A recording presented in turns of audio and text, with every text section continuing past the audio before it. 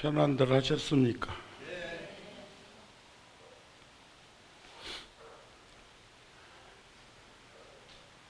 지구에서, 지구라는 별에서 함께 살고 있는 우리 모두는 일심동체이고, 또 사부대중은 불교의 공동체이기도 한데, 직간접적으로 어수선한 말씀들을 드려서 속상한 부분도 있으시죠?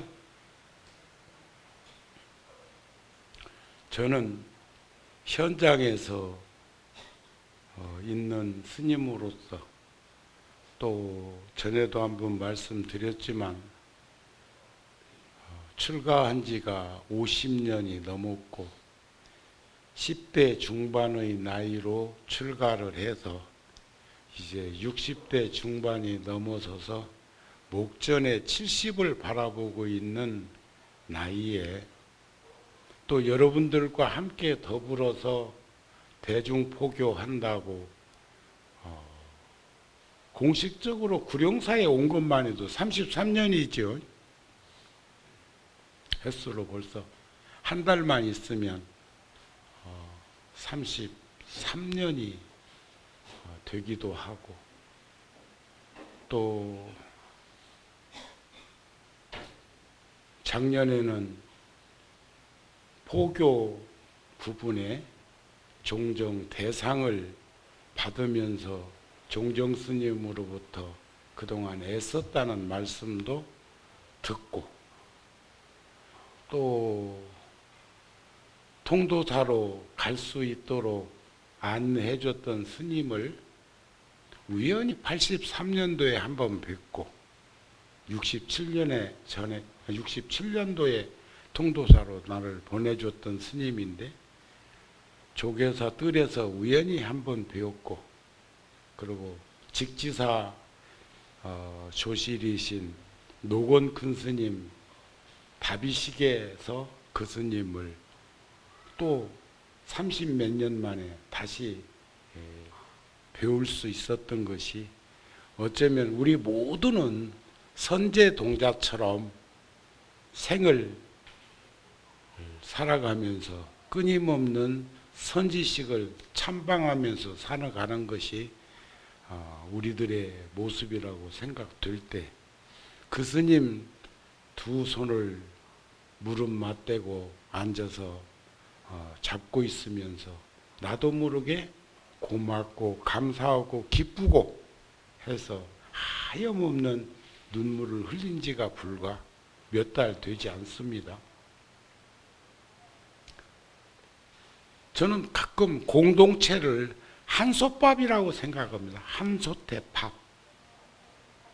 또 한 몸이도 하고, 한 몸이라면, 공동체가 내 몸이라면 어느 부위가 아프면 아픈 부위만 아픈 게 아니고 그 아픔은 온몸에 다 전달되는 것이 아닐까 싶습니다. 그것이 내 자신이든 아니든. 또 전에도 제가 한번 그런 말씀 드린 적이 있습니다. 서울에 와서 33년을 사는 동안에 1980년대 중반에 정우 스님은 허허벌판에서 2층 외딴집 새 얻어서 통도사에서 살고 있던 어린 아이들과 함께 올라와 가서 한 7, 8명이서 같이 그곳에서 밥 끓여 먹고 살던 그 시절에, 나름대로는 나는 나라고 생각을 했는데, 거기가 주거지역인 줄 알고 땅을 매입해가지고 와서 건축허가를 신청해 보니까 주거 전용지역처럼 종교시설을 정해진 자리 아니면 할 수 없다고 해서 한 2년간 서울시에 가서 살다시피 했습니다. 심지어 나중에는 서울시 과장이면, 구청에 오면 국장입니다. 과장이 그래요. 내 이름도 안 잃어버려. 변영진 과장, 훗날 국장도 하시고 서울시에서 퇴직은 하셨는데 그분이 나보고 그러더라고요. 한여름에도 스님을 떠올리면 온몸에서 가시가 돋치고 그랬다고. 얼마나 와가지고 그러고 앉아있는 모습이. 그때 내가 깨달은 게 하나 있어요. 자주 오더니가 안 와도 걱정이지만 안 오더니가 자주 와도 걱정입니다. 오늘 합창단은 전멸했네. 아마 연휴라 가족들하고 아직 젊은 세댁들이고 하니까 여기도 가고 저기도 갔다 싶은데 그래도 법당은 가득 차잖아요. 그리고 다란익기도 하신다고. 사실 그 목탁의 품새는 산중에 살아보면 산신각에서 기도할 때 그렇게 목탁을 빨리 칩니다. 이게 다란익기도라고도 하는데 큰 법당에서 목탁 그렇게 빨리 치면 경박해 보이고 어울리지 않습니다. 그런데도 다란익기도는 그렇게 목탁을 빨리 쳐도 누가 흉잡지 않는 거죠. 그러듯이 정우스님도 수없는 정우스님하고 참 많이 다투기도 하고 싸우기도 하고 부딪히기도 하고 피하기도 하면서 지금의 정우스님까지 온 거예요. 그냥 가이동에서 그냥 살았으면 되는데, 아니 주지 안 하고 통도사에 그냥 있어도 되는데, 아니 어느 스님들처럼 결제 때는 선방에 가서 신선처럼 앉아서 대접받고 해제 때는 운수 행각하면서 뭐 큰 욕심이 있는 것도 아닌데 떠돌아다니면서 그렇게 살면 될 건데, 내가 뭐 하려고 여기 와가지고 저 어린 것들 다 데리고 와가지고 공양주도 없어갖고 우리들끼리 끓여 먹고 하면서 나중에는 6.25 때 전쟁터에서 전사한 남편을 둔 보살님이, 지금은 이제 90이 넘으셨죠. 그 보살님이 유복자 아들 하나 데리고 평생 수절하면서 사셨던 그 보살님이 구룡사 형편이 필 때까지 내가 가서 봉사해 줘야 되겠다 하고 오셔서 우리들 밥해 주었던 보살님이 30년 넘게 구룡사에 계셨어. 그런 보살님도 계셔요. 또 스님 한 분은 통도사 선방에 있다가 해제를 하고 스님 저 이제 갑니다 하고 월화 종정 스님께 인사드리러 갔더니 아이고 서울의 정우는 어찌 사는가 몰라 하는 그 한 말씀을 듣고 어찌 사는가 구다보러 왔다가 걱정돼서 왔다가 그 길로 기도하면서 함께 살았던 스님이 지금 32년째 저랑 살고 있는 스님도 계시고, 또 구룡사 주지 같은 경우에는 편히 앉아. 구룡사 주지 스님 같은 이는 6살 먹었을 때 통도사 왔는데 하도 어린 것이 구잡스럽고 말썽 피했으니까 월화 노스님께서 저거 정우가 좀 걷어줘라 해서 9살부터 같이 살았던 이가 지금 47이요. 지금 구룡사 주지요. 그런 이들이 제 주변에는 여럿이 있습니다. 그때 같이 살았던 이들 가운데서도 지금도 함께 살고 있는 이들이 있으니까 세월이 참 무상하고 빠르잖아요. 그랬을 적에 제가 2층 집에서 그 겨울에 연탄 보일러가 물을 땡겨서 딥해줘야 되는데 5바이트 하면 그거 돈 몇 푼 안 들면 고쳤을 건데 그 미련둥이가 겨울 내 그냥 살았다? 냉방에서 사는 거예요. 전기장판 하나도 없이. 물론 뭐 돈도 없었지만 아무리 그래도 그렇지 죽겠다 싶으면 어떤 돈을 갖다가라도 그거 고쳤을 거 아닌가요? 그런데 그게 나무 집이고 새 사는 집이니까 그냥 더 팽개쳤는지도 모르고 미련둥이라 그랬는지도 몰라. 그랬을 때 2층 집이었는데 제가 2층 계단에다도 정우스님 하나 앉혀놓고 냉방에다가도 정우스님 하나 앉혀놓고 통도사에다가도 정우스님 하나 앉혀놓고 손바닥만을 응접실에다가도 정우스님 하나 앉혀놓고 이산저산 떠들고 이강저강 헤매는 그런 정우스님도 하나 만들어 놓고 수없이 대화를 나누면서 극복한 게 지금의 정우스님이 아닐까 싶습니다. 하지만 빌미를 제공한 건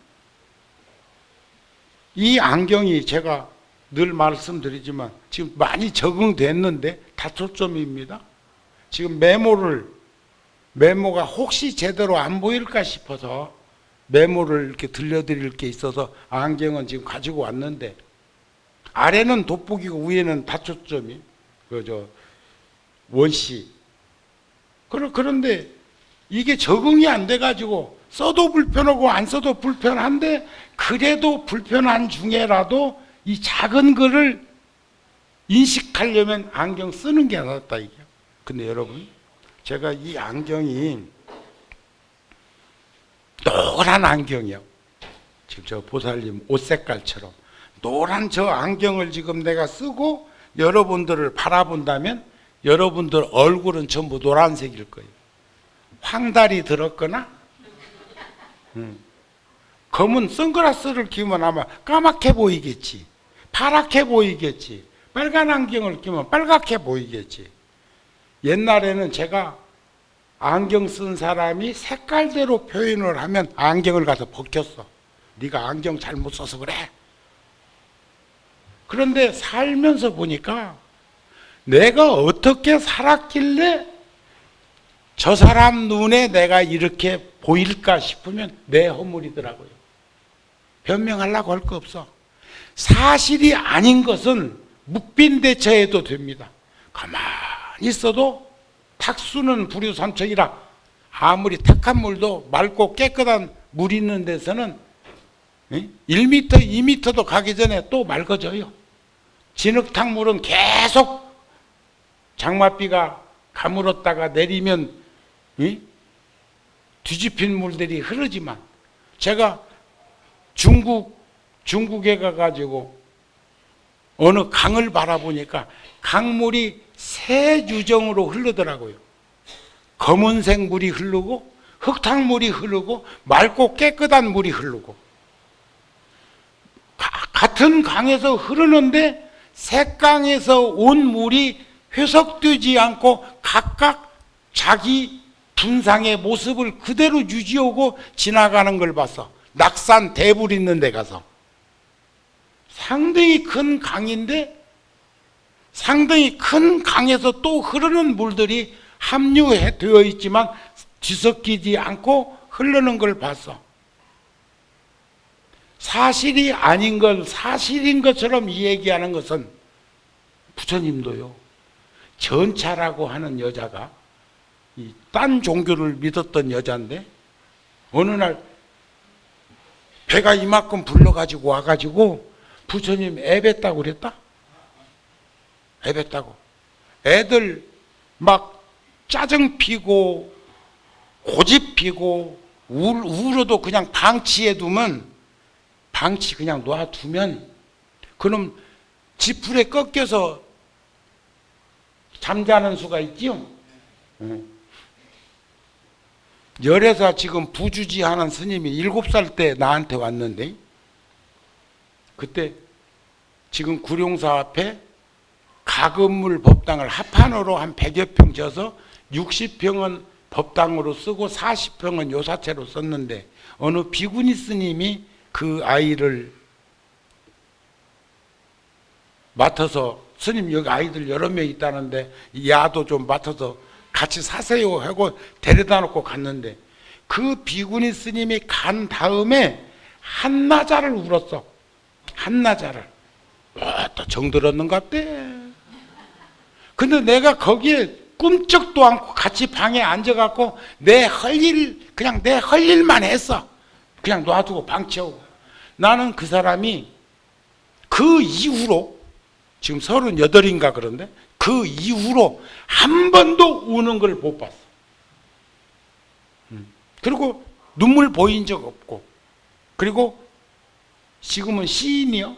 시가 아주 좋아. 처음에는 걱정했어. 상당히 부정적이고 염세적인 글들을 써서 걱정했는데 어느 순간에 보니까 그게 한꺼풀 양파 껍질 벗듯이 벗고 맑고 깨끗한 모습으로 드러났는데 참 청순해 보였어. 저도 한때는 시인이었거든.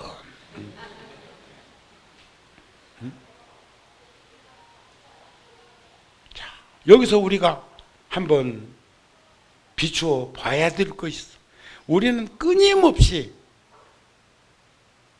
상대하고 다투기도 하고, 자기와 자기가 다투기도 하고, 옳은 생각과 그른 생각이 다투기도 하고, 끊임없이 반복되는 일들을 통해서 우리는 성장해가고 성숙해가는 걸 볼 수 있지 않을까 싶은 마음이 듭니다. 그러시죠?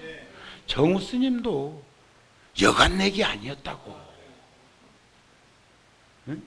만만치 않다고. 그런데 그것을 극복하기까지, 응? 보세요. 이상은 높지요? 힘은 넘치지요? 할 일은 없지요? 그럼 방황하겠어, 안 하겠어? 그것을 깔아치신 분이 통도사의 월안오 스님이에요. 제가 단수 여권을 가지고 동남아시아를 싹 휩쓸고, 그건 다 여권 한 번밖에 못 쓰는 여권이었어. 81년도에. 그리고 83년도에 또, 84년도에 또. 그런 돈이 어떻게 생겼나 몰라요. 응? 그래가지고 사진전도 하고, 조계사에서 사진전도 하고, 부산서 사진전도 하고 막. 응? 그래 또 어떻게 가게 되면 비행기표 끊고, 그때는 3,000불 가지고 나가면 그게 지금 돈으로 말하면 240만 원, 그때는 800대 1이었으니까 그런 시절이 있었는데, 제가 85년도에 종단에서 돈을 몇백만 원 받아갖고 요때 한 달 동안 조계사에서 사진전을 하라고 해서 제가 사진전을 하고, 마침 또 미국에서 워싱턴에서 저에게 초청을 해서 댕겨보니까 영어가 필수 과목이더라. 미국 가면 영어 잘하겠지, 잘 되겠지. 또 제가 10대 때는 아주 영어를 유창하게 잘했어요. 한 1년 정도 미군 부대 옆에 멀지 않은 곳에 통도사 가기 전에 약사사라는 인천 간석동 부평 옆에 있는 절에서 한 1년 살 때는 미군들이 오면 제가 다 영어로 통역하면서 사찰 안내해주고 대화하고 하는데 아무 문제가 없었을 정도로 영어 잘하는 때도 있었어. 그런데 그게 이제 벌써 몇십 년 지나면서 소멸되어 가기도 하고, 또 제가 80년대만 해도 혼자서 그렇게 떠돌을 때는 영어 어부 잘했는데, 구룡사 주지가 되어서 80년대 후반, 90년대, 2000년 이렇게 하면서 통역을 데리고 댕기기 시작하면서부터 더 점점 소멸되더.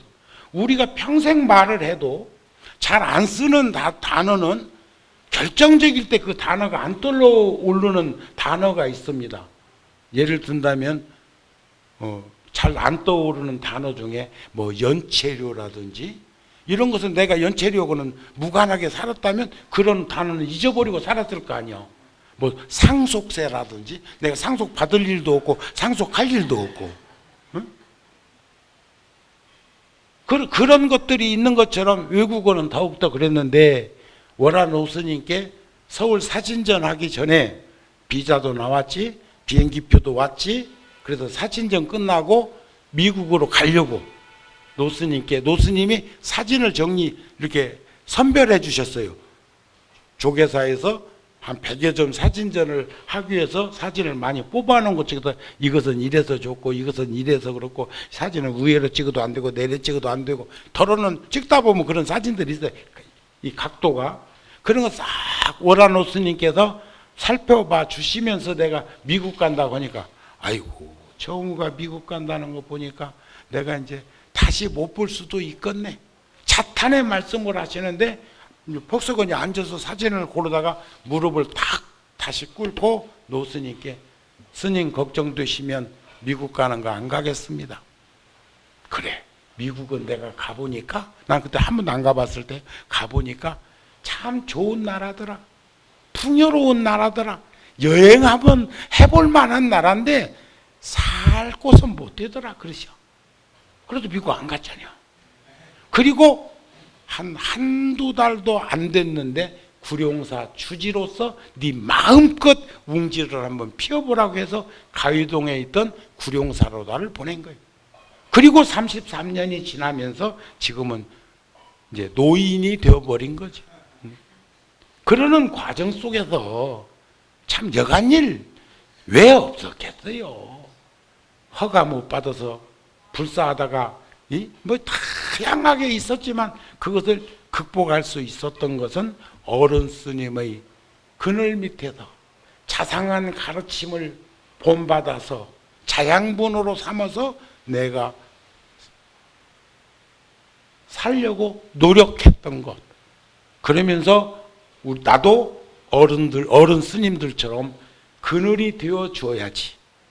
앞서 가신 어른들께 은혜를 갚는 길은 후학들의 그늘이 되어주고 앞서 가신 어른 스님들의 울타리가 되어드려야지. 우리가 울타리가 되어서 2600년 동안 불교가 아무 일 없이 여기까지 온 거 아닌가요? 지금 2652년? 불기? 맞죠? 틀려? 62년이요?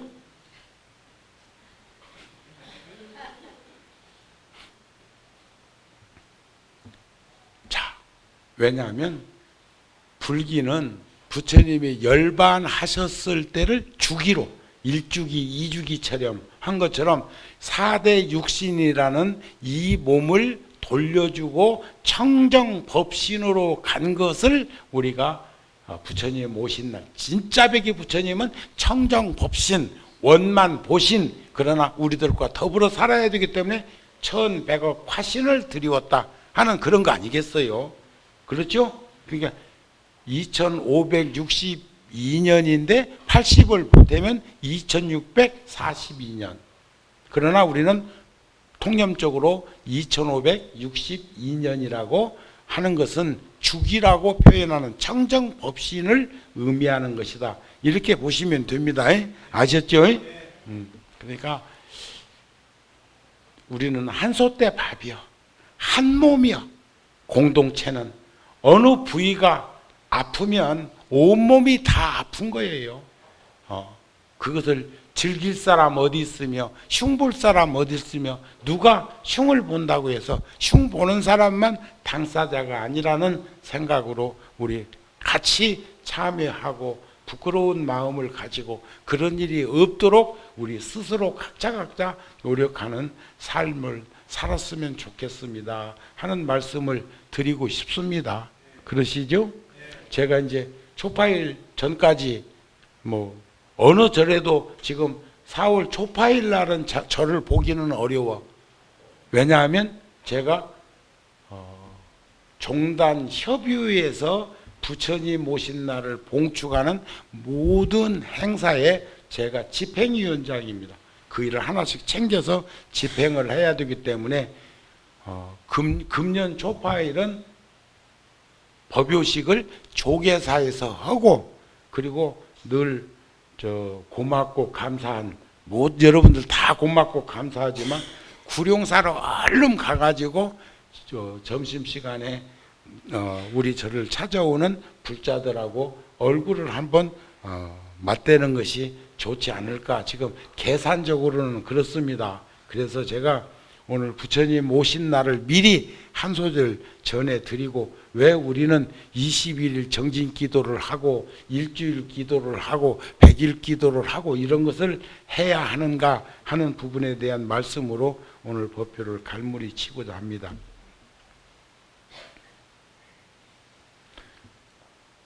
꽃보라 휘날리는 눈비니 동산, 한 줄기 찬란한 빛이 우주를 덮고 거룩한 구담 고담아 실다르다 태자 탄생하실 때 천상천하 유아독존 큰 소리 온 누리에 퍼졌네. 사뿐히 자욱마다 비치는 연잎, 태양보다 밝은 등 높이 드옵시고 사생의 모든 고난 녹여주신 분 테란 스파, 이 세상에 오신 날 4월 초파일. 제가 처음 눈비니 동산에 갔을 때 눈비니 동산에 소유를 막 글을 쓰는데 며칠을 써도 그게 끝날 것 같지 않고, 그러면서 몸은 자꾸 허공으로 뜨는 것 같고, 이래가지고 이것을 갈무리를 쳐야 되겠는데 방법이 없어. 그걸 이제 갈무리를 쳐서 끝을 맺어야 되겠는데, 그때 써놓은 글 중에 끝년에 보면 내가 그렇게 갈무리 쳤습니다. 눈비니 동산은 눈비니 동산이었다. 그렇게 해서 끝을 맺었어. 눈비니 동산을 막 찬탄하고 막 그 풍광을 하는데 한없이 글이 나와가지고 며칠을 써도 나올 것 같대. 응? 수도꼭지 틀린 것처럼, 물이 막 쏟아지는 것처럼. 그런데 도저히 다음 일정도 소화해야 되고 하는데 계속 막 안 쓰면 막 뭘 것 같고 그래서 하는데, 그걸 갈무리 치는데 했던 부분이요. 눈비니 동산은 눈비니 동산이었다. 이 세 마디로서 앞에 있는 그 찬탄의 글들이 싹 다 해석되고 소멸되고 그 안에 포섭되는 것을 느꼈어. 지금도 그때 그렇게 갈무리 쳐가지고 내가 그냥 아직 정상으로 살고 있구나 하는 생각. 그때 그 갈무리 못 쳤으면 갔을 거예요, 맛이. 희죽희죽 웃고 그랬을 거예요. 그때 혼자서 82년도에 그렇게 인도를 순례하면서 썼던 글 중에서 다양한 글들이 있는데 그 글의 갈무리가 그랬단 말이에요. 이 세상에 오신 날 4월 초팔. 부처님은 어떤 말로도 우리가 삼계도사, 사생자부, 시아본사, 서가모니 부를 사생, 태란습화, 모든 생명이 이 네 유형으로 존치되어서 세상에 태어나게 되어 있는데, 거기에 자비스러운 어버이시고 대도사야. 우리를 인도해 주시는, 길도자 밑에다가 마디촌을 붙이면 인도할 도자입니다. 우리를 인도해 주시는 큰 스승이라는 그런 말씀이 아닐까. 그런데 이 눈비니 동산에 가서 하룻밤이라도 자보면은요, 지금은 무지하게 더울 거예요. 섭씨 45도, 50도 나가. 지금 요때는. 그런데 둥지나무 밑에 가 있으면 건조해가지고 금방 시원해. 또 그늘 밑에 가면 시원해. 그리고 아무리 더워도 땀이 안 나. 그런데 여기 만쳐지는 건 소음기만 만쳐져.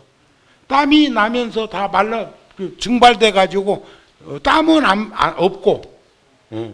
참 그런 데도 있습니다. 내가 6월 달에 갔다가 혼쭐 났었어. 열애사, 구룡사 그 부처님을 모실 때 눈비니에서도 그렇게 해주겠다고 해서 컨테이너에다가 눈비니 흑파로 갔다 왔잖아요. 흑포로 토불로 모시려고. 그런데 마지막 날 저녁에 생각을 바꿨어. 불자들이 얼마나 많은데 정우 스님처럼 컨테이너 하나는 퍼와야 지금 부처님을 지금 빚어서 부처님을 모실 건데, 서가모니 부처님을 모실 건데 나처럼 퍼가다 보면 눈비니 동산 수백만 평의 땅도 어느 날인가는 근데 우리나라 애국가가 그 문제 있는 애국가입니다. 동해물도 어느 날 마를 것이고 백두산도 어느 날 닳을 것인데 그때까지만 단군이시여 우리를 보존해 주소서. 그 애국가는 우리나라 애국가는 소멸적 애국가예요. 이게 작은 모래알이 바위가 되고 이끼가 끼고 뭐 이런 일본 애국가는 또 그렇대. 그게 어쩌면 민족의 의식구조 속에 포함되어 있는 것 아닐까. 애국가 무지하게들 다들 좋다고 그러는데 이게 생자필면의 법칙으로 보면 그렇잖아요. 동해물도 언제는 마를 거라고. 내가 청년 때는 한번 그런 생각한 적 있어. 지구를 포함하고 있는 이 지구 공많은 별에서 물코를 터가지고 물코를 터갖고 5대양 6대주 물을 확 세상에다 뿌리면 다른 별에서는 샤워할까? 몇 바가지 물 정도로 느낄까? 하는 그런 생각을 해본 적도 있어. 지금 지구 밑에서 막 바글바글 끓거든. 용암이 아무리 커봐야 지구 안에 있는 거 아니야. 그것을 그냥 허공에다가 쏟아 부었을 적에 불꽃놀이 하는 것처럼 보일까? 아니면 유성이 떨어지는 것처럼 비치고 말을까? 그런 생각도 해본 적 있어. 다 당황스럽지요. 그래서 저는 우리 부처님 제자는 우리도 부처님 같이 살려고 노력하는 것이 수행이 아니겠느냐, 그런 말씀을 하기 위해서 한 말씀 더 곁들여서 마치고자 하는 것은, 우리는 요즘 보면 도시에 있는 절들은 뭐 물론 우리나라는 아직도 뭐 구룡사 같은 경우는 보면 초하루 날 또 절에 오고 초하루부터 초3일까지 기도합니다. 초1의 날 또 합니다. 음력으로 보름날 또 합니다. 16세부터 18회까지는 지장기도 합니다. 24일 관음제일도 합니다.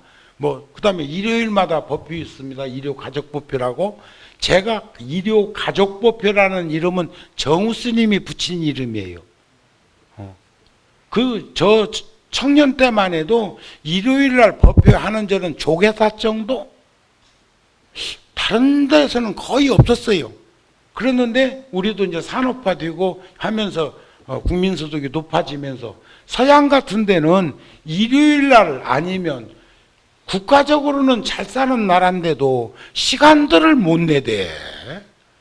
그래가지고 웬만한 것은 전부 일요일날 몰아가지고 해. 4월 초파일까지도 일요일날 합니다. 일요일날. 우리는 지금 다음 주 토요일날이죠? 다음 주 토요일날 제등행렬 다 잃어버렸어? 오세요. 어디로 오냐면 구룡사로 오면 돼.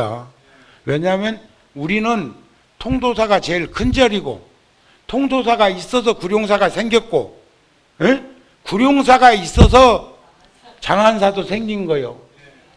우리는 상의 상관성 속에서 이루어지고 있지만, 제가 구룡사에서 젊은 시절에 한창 깃발을 흔들어 댈 때는 체조 경기장을 3년 동안 내가 빌려가지고 100일간 기도하고 9시부터 11시까지 기도하고 10시 반까지 기도하고 10시 반부터 12시까지 100명의 스님한테 법문 화엄경 청법하고, 또 12시부터 1시까지 108대참 3번 하고 1시부터 4시까지 불교대학 하고 경전 공부하고 7시부터 9시까지 불교대학 경전 공부하고 그런 시절이 있었어.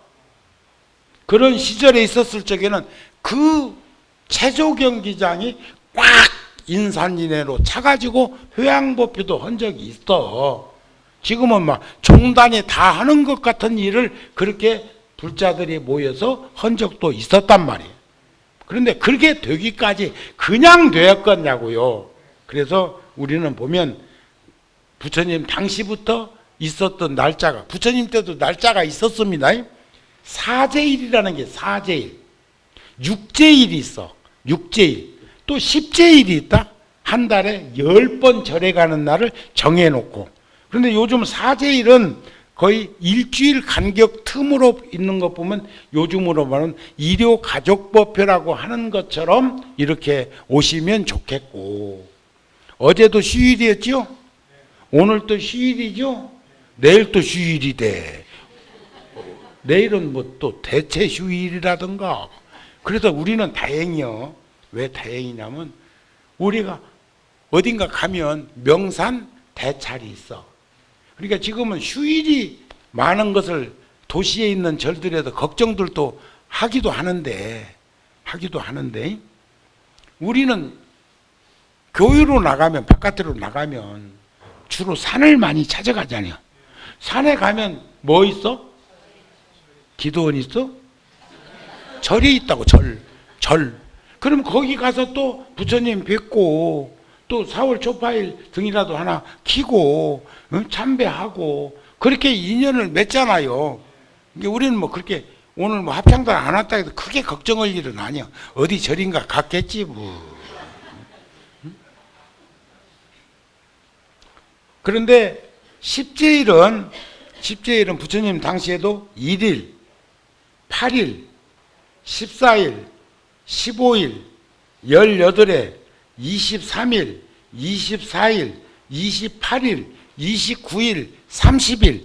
그러니까 어느 때는 한 일주일 간격으로 뚝 떨어졌을 때도 있고, 또 어느 때는 연거푸 갈 때도 있고, 어느 때는 연 3일간 3일 수심은 천재보라고 했듯이 그렇게 가라고 정해놓은 적도 있고, 또 지금 우리나라처럼 내가 여기 평일에는 잘 안 와봐서 모르는데 구룡사나 열애사 같은 데는 보면 평일에도 불자들이 늘 와서 기도하는 이가 법당에서 끊어지지 않고 있습니다.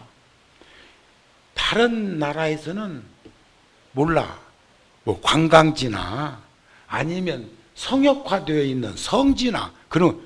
저는 요즘 근간에 매일 월요일부터 금요일까지 조계종 총무원에 출근을 하는데 지금 벌써 5개월이 넘었어. 응? 4월 초파일 지나면은 벌써 6개월이요. 그런데 조계사에서 느끼는 것은 아무리 시끄럽고 뭐 분주하고 번다 해도 내 마음이 일심, 내 마음이 맑고 깨끗하면 거기에 전혀 흔들리지 않는 걸 봐.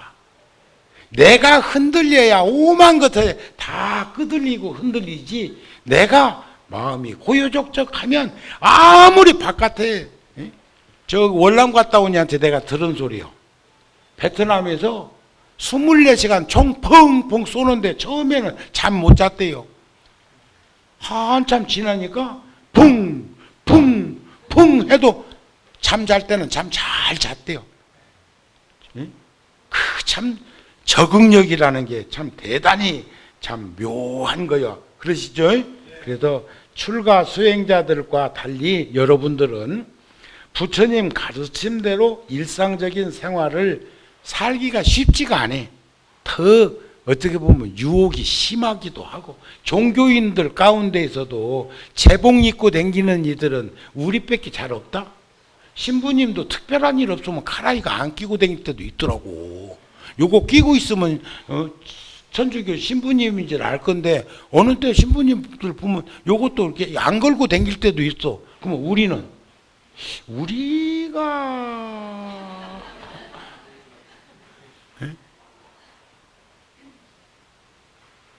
근데 가끔 내가 궁금해가지고 물어봅니다.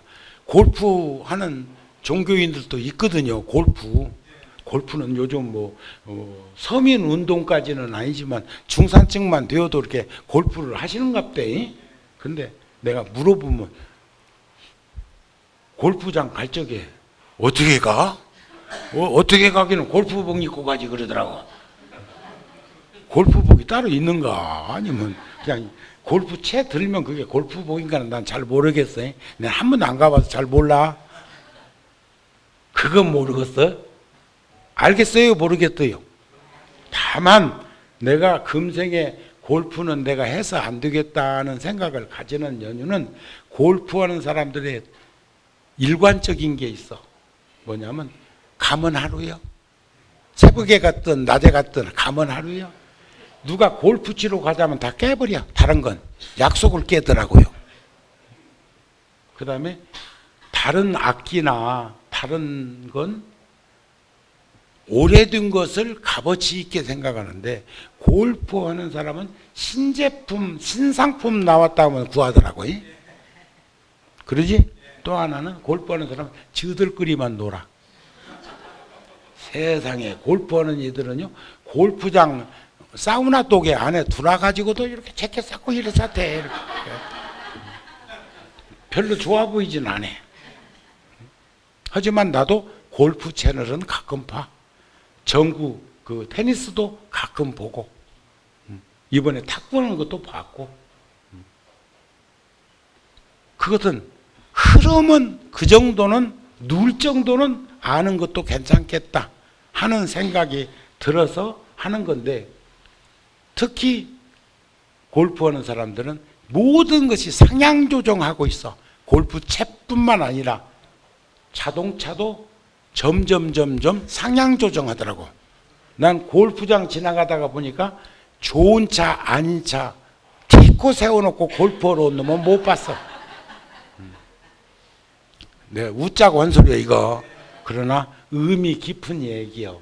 자, 우리 출가 수행자와 달리 여러분들은 어쩌면 세간에서 살고 있기 때문에 부처님이 말씀한 것을 그대로 다 받아들일 수는 없고, 생업에 종사하면서 가족을 부양하면서 주변에 닥쳐오는 온갖 일들을 헤쳐나게 하면서 불법성 삼보를 찾고 가난한 이웃을 돌보기가 쉽지 않고 만만치 않지만, 우리들도 부처님 당시나 지금이나 별반 다르지 않는 삶을 얼마든지 살 수 있다는 것 잃어버리지 말고, 육체적으로는 제가에 살고 있지만 출가자들의 삶과 같은 정기적으로 동참하면서 할 수 있는 것을 우리가 방편으로 드러내서 이렇게 할 때 시간 내서 하고, 이 시간에 못 맞추면 다른 시간이라도 시간 날 때 오셔서 하고, 그것도 여의치 않으면 집에서 해도 된다는 것을 잊어버리지 말고 했으면 좋겠습니다 하는 말씀입니다. 아셨죠? 그래서 종교는, 불교는 비타민이어야 되고 윤활유적인 역할로서 우리의 삶에 좀 더 품격 있는, 그리고 넉넉한, 여유로운, 너그러운 삶으로 살면서 우리부터라도 부처님, 불보살님처럼 닮아가는 인생을 살았으면 합니다 하는 말씀으로 오늘 법회를 마치려고 합니다. 성불하십시오.